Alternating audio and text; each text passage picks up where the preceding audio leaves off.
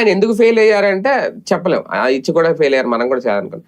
ఇప్పుడు విజయ్ కూడా అదే స్థాయిలో ఇస్తున్నాడంటే, ఇంకా అంతకు మించి ఇస్తున్నాడంటే ఎందుకు ఒకళ్ళని చూసి ఒక దాని రేపు ఆల్రెడీ ఎన్నికల్లో హామీ ప్రయోజనం ఇచ్చిన హామీలే అమలు చేస్తున్నాడు. ఇతనైనా హామీలు ఈయన కూడా అంతే చేశారు కదా. అమలు చేసిన తర్వాత ఇక్కడ జనాల కంటే ఇక్కడ అడ్మినిస్ట్రేషన్ లో ఫెయిల్ అయ్యాడు. అడ్మినిస్ట్రేషన్ లో ఇతను సక్సెస్ అయింది, 3.5 ఏళ్ళు సక్సెస్ అయ్యాడు. లాస్ట్ 1.5 year కంట్రోల్ అయితే చేతుల్లో లేకుండా పోయింది.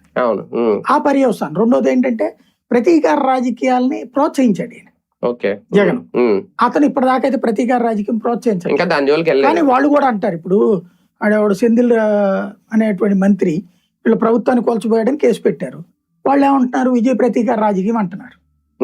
అట్లాగే ఉంటుంది. అంటే విజయ్ కూడా ప్రతీకారం ఉందా?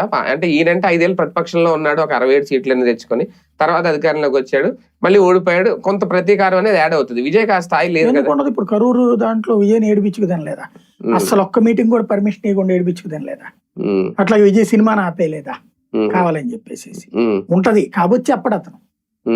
అంటే పాలనాపరంగా కాకపోయినా వేరే వేరే ఏదో ఒకటి నెగిటివిటీ లేకుండా ఉండదు కదా. అవును అవును. కానీ ఒకటి సార్, నిజంగా వైసీపీ విషయంలో అంటే ఈ యాప్ ఇవన్నీ పక్కన పెడితే గ్యాప్ పెంచుకున్నారు, అది నేరుగా వెళ్తే అవుతుందా లేదంటే ఇది ఇలాగే వెళ్తారా? ఎవడేం చేయలేడండి. ఇప్పుడు ఎట్లా ఉంటదంటే గ్యాప్ అంటే రోజు వచ్చి కార్యకర్తల మధ్యలో కూర్చుని భోజనం చేయలేడు కదా.